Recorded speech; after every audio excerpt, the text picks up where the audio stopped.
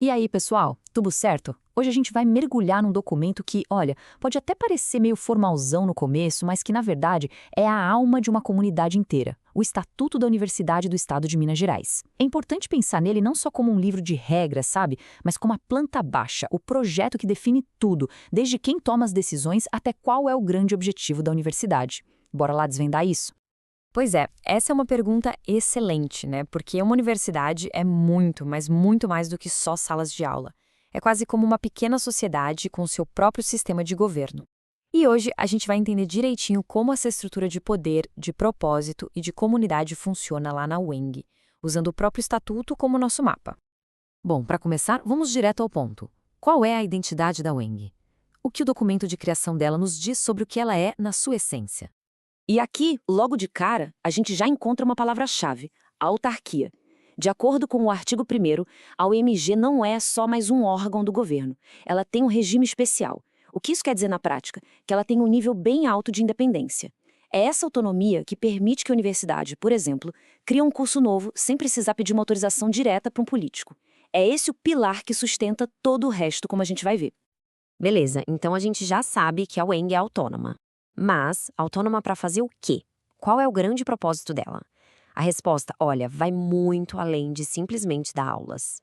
O Estatuto deixa muito claro, lá nos artigos 3º e 4º, que a missão da universidade se apoia num tripé que não dá para separar: ensino, pesquisa e extensão. Não é só formar profissionais, entende? É também gerar conhecimento que ajude a resolver os problemas de Minas Gerais, desenvolver a cultura e, o que é fundamental, promover valores como liberdade e solidariedade. A missão é toda voltada para a sociedade. Agora, a gente entra numa parte que eu, pessoalmente, acho fascinante: a governança.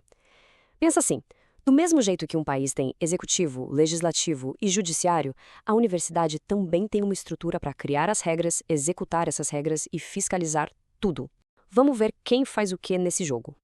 Lá no topo da pirâmide de decisões, a gente encontra três grandes conselhos. Eles funcionam como se fossem o poder legislativo da universidade. São os órgãos que definem as grandes diretrizes para toda a instituição.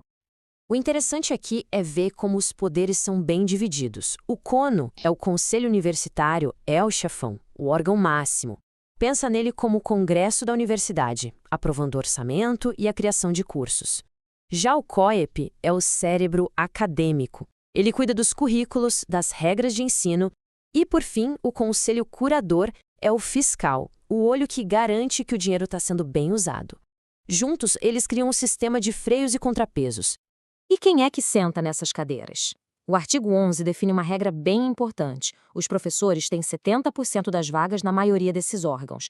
Mas, e isso aqui é crucial, o Estatuto também garante a presença de estudantes e de servidores técnico-administrativos. A voz deles faz parte do processo, tem que ser ouvida. Ok, a gente já viu quem cria as regras. Mas e quem coloca tudo isso para funcionar no dia a dia? Vamos agora para o poder executivo da universidade. No comando da administração está a figura do reitor ou da reitora. Mas olha que curioso, o processo para chegar nesse cargo é bem único. Ele mistura uma democracia interna com uma nomeação que vem de fora. O artigo 28 explica direitinho como funciona.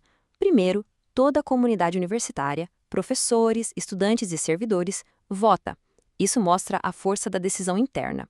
As três chapas que recebem mais votos formam a famosa lista tríplice. Essa lista, então, é enviada para o governador de Minas Gerais, que faz a nomeação final. É um equilíbrio bem delicado entre a vontade da comunidade e a estrutura do governo do estado, sabe? E o reitor não trabalha sozinho, né? Ao lado dele tem o vice-reitor. Enquanto o reitor, segundo o artigo 30, é o rosto da universidade, o responsável final, que pode até vetar decisões, o vice-reitor tem um papel-chave na supervisão da vida acadêmica e era ponte oficial com as entidades estudantis.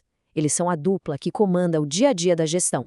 A gente falou de conselhos, de reitoria, mas no fim do dia, uma universidade é feita de quê? De gente. Então vamos ver como essa estrutura toda se conecta com as pessoas que vivem a UENG.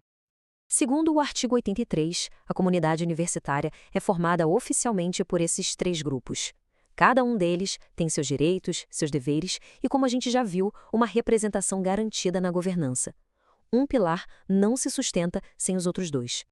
Agora, se tem um lugar onde as decisões impactam de forma super direta a vida acadêmica, esse lugar é o colegiado de curso. É ali que são definidas as regras do currículo, as normas de matrícula e outras questões do dia a dia. E o mais importante, os artigos 57 e 59 garantem que os estudantes tenham um assento nessa mesa. É a governança acontecendo ali, bem de pertinho. Ok, a gente viu a estrutura, a liderança, a comunidade. Mas o que segura tudo isso de pé? O que garante que esse sistema todo funcione de forma independente e focado na sua missão, sem sofrer uma interferência política indevida, por exemplo? A resposta está naquela palavrinha que a gente viu lá no comecinho e que amarra tudo isso. O princípio que guia tudo é a autonomia universitária. E essa autonomia não é uma ideia abstrata, não. Ela se divide nessas 4 áreas bem práticas.